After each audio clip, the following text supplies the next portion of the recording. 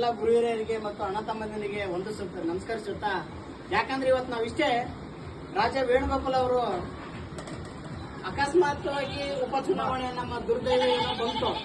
ಉಪಚುನಾವಣೆ ಪ್ರಯುಕ್ತವಾಗಿ ಮತ್ತು ಲೋಕಸಭೆ ಚುನಾವಣೆ ಪ್ರಯುಕ್ತವಾಗಿ ನಾವು ತೆಗ್ಗೇರಿ ಗ್ರಾಮಕ್ಕೆ ಬಂದಿದ್ವಿ. ಎಲ್ಲ ಮುಖಂಡರು, ಕಾಳಪ್ಪಣ್ಣ ಕವಿತೆ ಆಗಿರ್ಬೋದು, ಮಲ್ಲಣ್ಣ ಐಕೂರ್ ಆಗಿರ್ಬೋದು, ರವಿ ಸೌಕರ್ ಆಗಿರ್ಬೋದು, ಕೃಷ್ಣಣ್ಣ ಬಾದೇಪುರ ಆಗಿರ್ಬೋದು, ಬೀರ್ಲಿಂಗಣ್ಣ ಆಗಿರ್ಬೋದು, ಅದೇ ರೀತಿಯಾಗಿ ನಿಮ್ ತೆಗ್ಗಳ್ಳಿಯ ಎಲ್ಲಾ ಮುಖಂಡರಾಗಿರ್ಬೋದು. ಇವತ್ತು ನಾವು ಹೇಳೋದು ಇಷ್ಟೇ, ಕಾಂಗ್ರೆಸ್ಗೆ ಬಹುಮತ ನೀಡುವುದರ ಮೂಲಕ, ಹೆಚ್ಚಿನ ಮತಗಳ ಹಾಕುವುದರ ಮೂಲಕ ರಾಜಾ ವೇಣುಗೋಪಾಲ್ ಅವರನ್ನ ಮತ್ತು ಜಿ ಕುಮಾರ್ ನಾಯಕರವರನ್ನ ಪ್ರಚಂಡ ಬಹುಮತದಿಂದ ಆರಿಸ್ತಾ ಇರಬೇಕು.